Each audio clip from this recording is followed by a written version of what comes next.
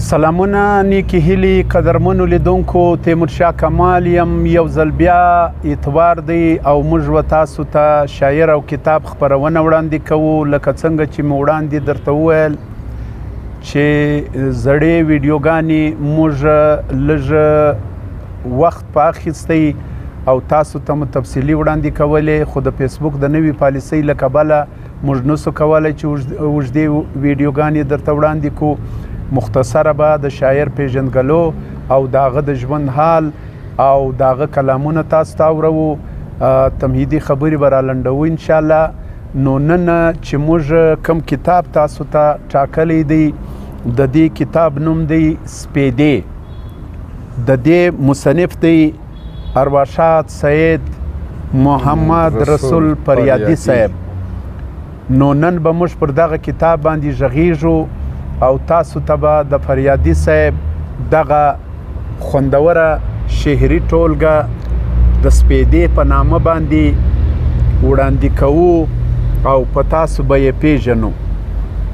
زه تیمورشاه کمال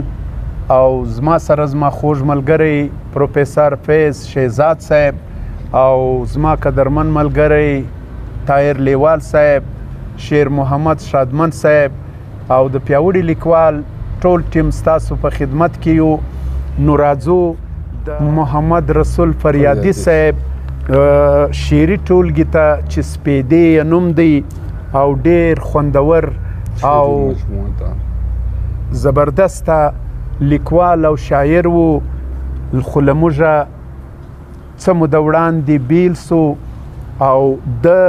په خپل ژوند کې ملګرو دومره ډېر شعرونه ولیکل چې په سویلي پښتونخوا کې به چې څه وخت سوشل میډیا نه ورغلی ټي وي نه ورغلی ریډیو نه ورغلی نو دا په پښتني سیمه کې به بانډارونه په اختر کې په ودونو کې چې به کوم د موسیقي پروګرامونه کېدل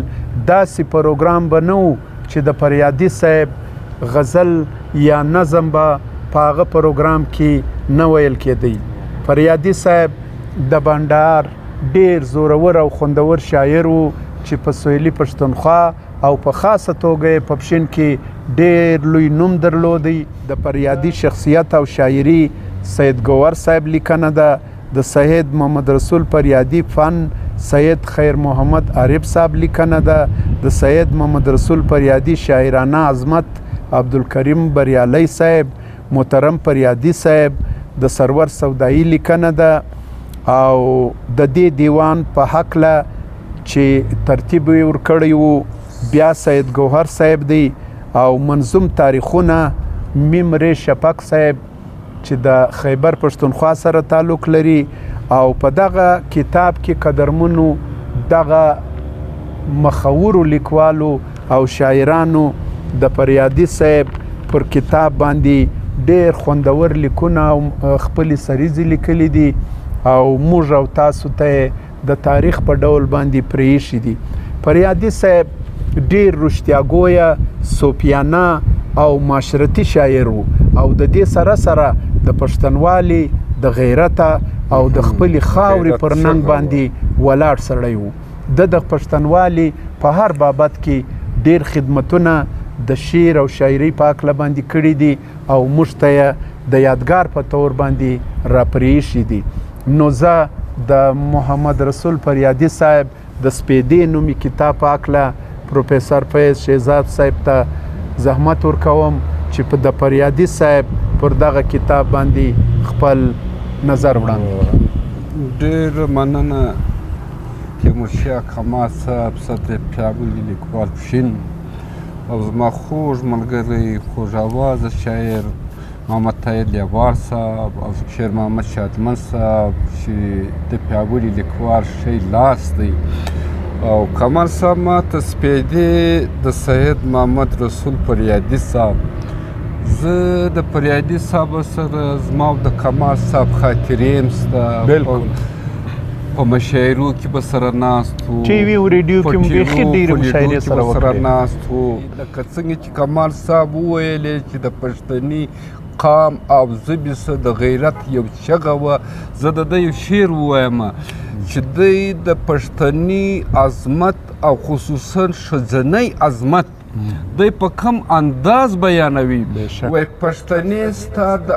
عصمت په پاک پړوني، پښتنې ستا د عصمت په پاک پړوني، پښتنې ستا د عصمت په پاک پړوني، په رښتیا د عبیدانو لمونځ روان. نو دا داسې د کمال شاعر و او داسې مجلسي څوک و چې د هر شعر کلام څه چې د هر شعر ځان ته خپل یو سند لري. بالکل. او د ګانګلزۍ اوسېدونکی د پښین ستوری لکه څرنګه چې محترم عبدالباري اسیر صاحب و، پروفیسر صاحبزاده حمیدالله صاحب او زموږ مشر قدرمن عبدالکریم بریالی صاحب، یو ښار، یو وطن، یو خاوره، یو قام، یو ژبه په خپلو لیکوالانو پېژندل کېږي. پښین هغه خوش نصیبه ښار دی، پښین هغه خوش قسمته خاوره ده چې دا تر ستوري لري. کله پروفیسر سیال کاکړ صاحب، پروفیسر صاحبزاده حمیدالله صاحب، منفرد او جدید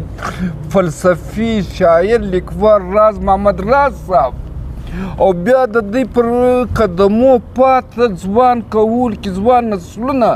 د کمال سیواخې در آزاده پورې، د آزاد سیواخې در ظهیره پورې، د لیواله سیواخې د شادمنه پورې، دا ټوله د دوی پیروان د دوی په نقش قدم روان. او زه کمال ته دا وایم چې د ده غزله خو څه د هر شعر سند لري. زما او ستا ملاقاتونه، زما او ستا خاطرې او د ده مینې، د ده محبتونه، او خو د فنکارو د ارټسټ په قسمت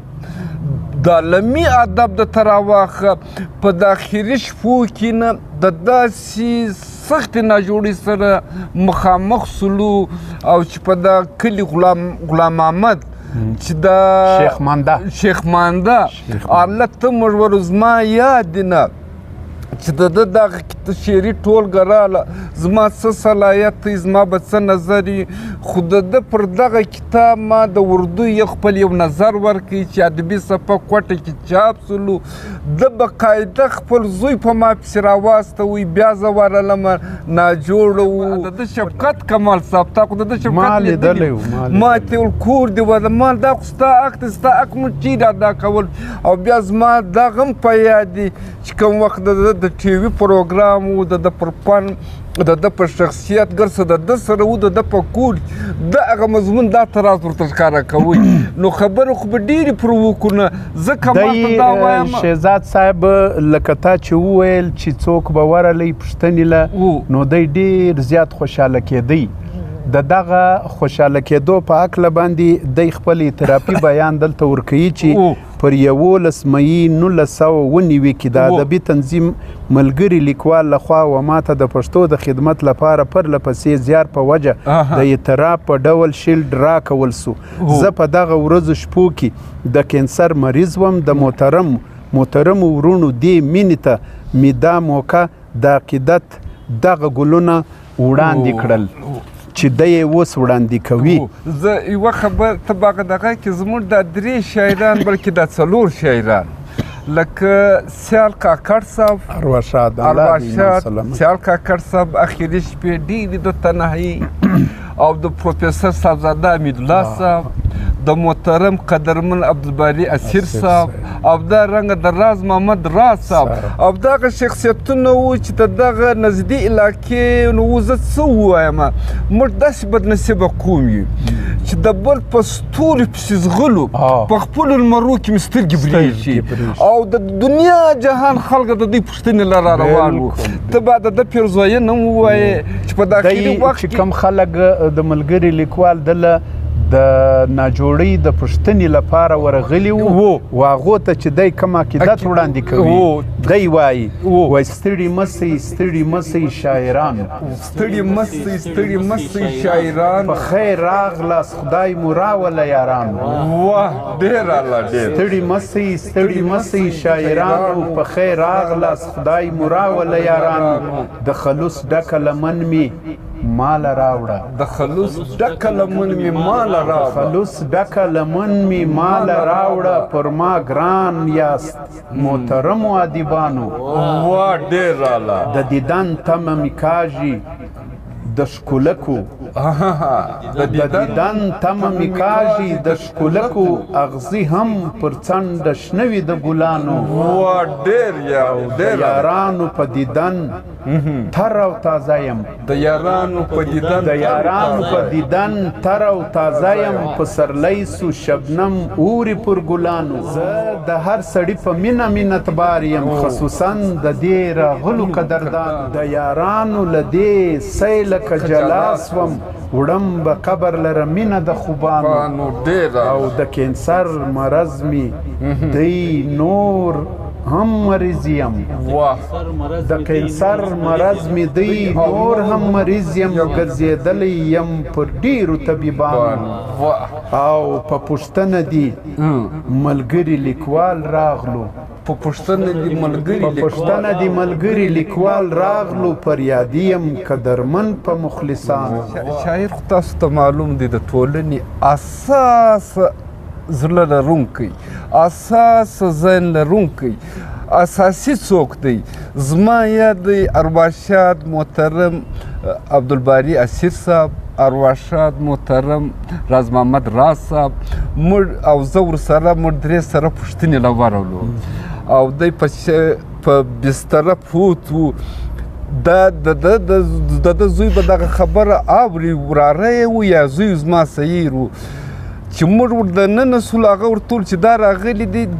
دا بسترې څه دی راپورته سو هغه د وراره هغه د زوی خبرې دا ده چې موږ دی په میاشت نه دی لیدلی چې دی داسې راپورته تاسو ته دا دی راپورته سولو نو ده څه ورته وویلې ول نن زما یاران راغلي دي نن زما لیکوالان راغلي نن زما شاعران راغلي دي زویه وایه وره هغه ته دغه خبره وکړله چې اوس به 3 ورځې ما ته توان نه راکړې زه د دې په دید چې کم یم نه زه دا یم جوړ زما علاج وسو زما علاج دا ملګري د ژوند ضرورت وي دا ملګري د ژوند سهاره وي په دې کې یو میسج سولو په دې کې یو پیغام چې سړي د چا سره دعا سلام وي د چا سره ناسته فریادي صاحب په ښه ورځ په هره ورځ باید چې ناسته ورسره لري محمد رسول فریادي صاحب لیکي وایي د ظاهر شاه په وخت کې د پښتو ټولنې کابل لخوا په 1988 کې زه فریادي سلطان محمد صابر او عبدالخیر زلان بلل سوي وو ارواښاد حمزه شینواری او پریشان خټک هم په دې یادګاره موقع باندې هلته وو څو اشعار مې هغه وخت په پغمان کې لیکلي وو چې تاسو ته یې پرېږدم د پغمان اشعار راواړوه دا سرې سترګې پښتونه د پغمان راواړوه دا سرې سترګې پښتونه د پغمان سیالي کړي له اسمانه سره غرونه د پغمان راواړوه دا سرې سترګې پښتونه د پغمان سیالي کړي له اسمانه سره غرونه د پغمان او پر مځکه د پغمان زرغون بخمل دی غوړېدلی پر مځکه د پغمان زرغون بخمل دی غوړېدلی و هر طرف ته وینم شنه باغونه د پغمان پر مځکه د پغمان زرغون بخمل دی غوړېدلی و هر طرف ته وینم شنه باغونه د پغمان حیران دي شاعرانو دغه هسې رنګ ښایسته حیران دي شاعرانو دغه هسې رنګ ښایسته ګلونه مچوي هم ګل مخونه د پغمان او ننګونه او جنګونه په فطرت کې د افغان ستا ننګونه او جنګونه په فطرت کې د افغان ستا راټیټ سو عظمت ته نور سرونه د پغمان دا به بیا وایم ډېر واضح ننګونه او جنګونه په فطرت کې د افغان ستا ننګونه او جنګونه په فطرت کې د افغان ستا ننګونه او جنګونه په فطرت کې د افغان ستا راټیټ سو عظمت ته نور سرونه د پغمان او امزا او پریشان دی که صابر دی که ځلاند امزا او پریشان دی حمزه بابا پریشان خټک حمزه او پریشان دی که صابر دی که ځلان موږ ټول فریادي کوو سیلونه د پغمان کمال صاحب ته دا ووایه حمزه او پریشان دی که صابر دی که ځلان موږ ټوله فریادي کوو سیلونه د پغمان د شاعرانو ځان ته خپله یو دنیا کلمه چې وویلې حافظ خان محمد صاحب دا روایت پرې ایښی و چې حافظ بک ډیپو د وخت لیکوالان شاعران د پر دکان به ملاقاتونو داخل دا رنګه په جان محمد روډ باندې په د کوټې په جان محمد روډ باندې د محمد رسول فریادي دکان و دغه دکان چې کوم دی دکان کم شاعران زیات یو او دویم په بلدیه کې د ارواښاد مقدس خان معصوم صاحب هلته به هم دغه و او دریم چې کوم و د عمرګل عسکر صاحب په بین کې دغه درې ځایونه چې به دا د شاعرانو د ادیبانو د ملاپ د ملاقات د رابطې ځای و لکه په پښتین کې چې د عبدالباري اسید صاحب د و نه نو د شاعرانو بیا ځان ته خپله یو دنیا وي لکه د زړه دروازه داسې د کور دروازه و میلمه ته و هر چا ته خلاص وي خو محمد رسول فریادي چې کوم دی خپل یو ژوندی تاریخ لري خپل یو ژوندی ورځ لري د شعر د لارې هم لري د مهمانوازۍ د لارې هم درلودی زه دومره مینهناک سړی و د شاعرانو په هکله یو داسې ژور نظر درلودی و تذکرة الشورا دغه نظم یې ته واورې په دې کې د سویلي پښتونخوا تقریبا چې نامتو ټوله شاعران دي مشران و کشران دا په دې نظم کې ټوله رانغوښتي دي دا باید چې وویل سي هر شاعر نبض د کام دی سترګور دی هر شاعر نبض د کام دی سترګور هر شاعر نبض د کام دی سترګور دی ډیر حساس دی پر هر شي د نظر دی ډیر اعلی او شاعران د پښتو دی ځلانده ستوري شاعران د پښتو دی ځلانده ستوري ښکاره کیږي پکښې یو لکه لمر او اوس به یاد د پښتو ژبې شاعران کړم بیا به مړ سم چې پخوا مې سخت سفر دی که د پښین که د بوري دی که د کوټي ما په شعر کې ستایلی هر نفر دی او د شاعر قدر به وي پر عاقلانو د سرو زرو قدر وایي پر زرګر دی خزانه د شعر مجرو علاودین دی مجرو صاحب خزانه د شعر مجرو علاودین دی جامه شعر دی ویلی د لاجور دی آفرین پر نازک خیال شاعر وایم زما په خپله بیخي ډیر خوښ سید ګوهر دی او په جدید شاعري کې سیال نسته په جدید شاعري کې سیال نسته بریالی عبدالکریم پکښې بهتر دی ډیر ښه او خیر محمد عارف ګڼم په شعر کې خیر محمد عارف ګڼم په شعر کې در مرجان یې دی پیلی تازه تر دی لویه برخه هم لري په شاعري کې صاحبزاده حمیدالله لوی دانشور دی او لویه برخه هم لري په شاعري کې صاحبزاده حمیدالله لوی دانشور دی کمال ستا د رب نواز مایل په شعر کې کمال ستا د رب نواز مایل په شعر کې منطقي شعرونه وایي فلسفر دی او لوی شاعر ضیاء الدین علي آغا هم لوی شاعر ضیاء الدین علي آغا هم ښه اخلاق لري په علم منور دی عبدالخیر ځلاندي خدای لري ځلانده عبدالخیر ځلاندي خدای لري ځلانده په تشبیه او نزاکت پوره خبر دی د عبدالباري اسیر شه روان شعر دی د عبدالباري اسیر شه روان شعر دی زما په خیال سره ورڅخه لوی دفتر دی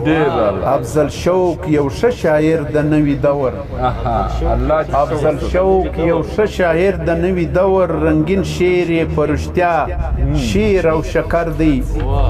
او خندرو یو مرګل اسکر بلبل دی خندرویه عمر ګل اسکر بلبل دی په لقب یې پر ځان یشي د اسکر دی ښه ناصر هم مولوي عبدالخالق دی ښه ناصر هم مولوي عبدالخالق دی هم طبیب دی هم شاعر هم مخور دی د غلام محمد غلام هم ښه کلام دی بل هم راز محمد راستوری د سحر دی زموږ په کلي کې محمد حسن ضیا دی زموږ په کلي کې محمد حسن ضیا دی هر یو شعر یې ښه پر وزن برابر دی او شعر لوی فن دی پکښې طبع ازمایي کړي هم شاعر کلیم الله صدام ډاکټر دی یم سید محمد رسول د ګانګلزیو یم سید محمد رسول د ګانګلزیو عمر تیر سو مر پریوزی مازیګر دی محمد رسول فریادي صاحب لکه څومره مینه چې د خپل وطن د شاعرانو او د لیکوالو سره درلوده همداسې یې د خپلې خاورې سره د خپل وطن سره او د خپلو ننګیالیو پښتنو سره درلوده زه به مختصرا دا ووایم محمد رسول فریادي زموږ د سیمې زموږ د ادب هغه منور شاعر دی چې د ده په شعر کې د تلمیاتو سره سره تذکره تاریخ اعتراف دا ټوله سته او شاعر نه مري چې یادېږي خو نو ژوندی دی او محمد رسول فریادي صاحب چې دی په خپل شعر په حواله هم ژوندی دی د خپل کردار په حواله هم ژوندی دی د قام او د ژبې سره د مینې په حواله هم ژوندی دی محمد رسول فریادي سته او یې به او تا ته زه دا وایم کمال صاحب چې اخرنی یو کلام ووایه دی وایي له ما څه ولې ګرځوې مخ د نیستۍ په وجه لما څه ولې ګرځوې مخ د نیستۍ په لما څه ولې ګرځوې مخ د نیستۍ په وجه و تا ته څوک کوي سجدې ستا د هستۍ په وجه ډېر الله ته هم انسان زه هم انسان یم غرور مه کوه چوکاټ دې نه مچه کوم د تنګ دستۍ په وجه او اسمان ته نسې ورختلی مځکه نسې څیری اسمان ته نسې ورختلی مځکه نسې څیری کاسه به ماته سي پر سر ستا د مستۍ په وجه کامونه ټول د ترقۍ وبام ته وخت اوس کامونه ټول د ترقۍ و بام ته وخت اوس تسبې په هر ډګر کې پاته د سستۍ په وجه او لرې ته خپل دود او دستور د چا تقلید مه کوه لرې ته خپل دود او دستور د چا تقلید مه کوه فریادي وایم و تا ته د دوستۍ په وجه درمنو لیدونکو موږ تاسو ته سپیدې نومي کتاب د سید محمد رسول فریادي صاحب ارواښاد دغه کتاب وړاندې کوي تاسو یې هم لاسته راوړئ درکونه مې در وښول نو تر بل اتواره زه تیمورشاه کمال پروفیسر فیض شهزاد صاحب طاهر لیوال صاحب شیر محمد شادمن صاحب زموږ ټول ټیم د پیاوړي لیکوال له تاسو اجازه غواړو ملګرو ویډیو را سره شیروئ زموږ کتابونه مخته بدرګه کوئ تاسو هم په دې خدمت کې را سره برخوال اوسئ ستاسو به موږ یو جهان مننه وکړو تر بله اتواره مو پر الله سپارم ژوندي ګړندي او کامیابه اوسئ او د الله په امن کې اوسئ الله مو مل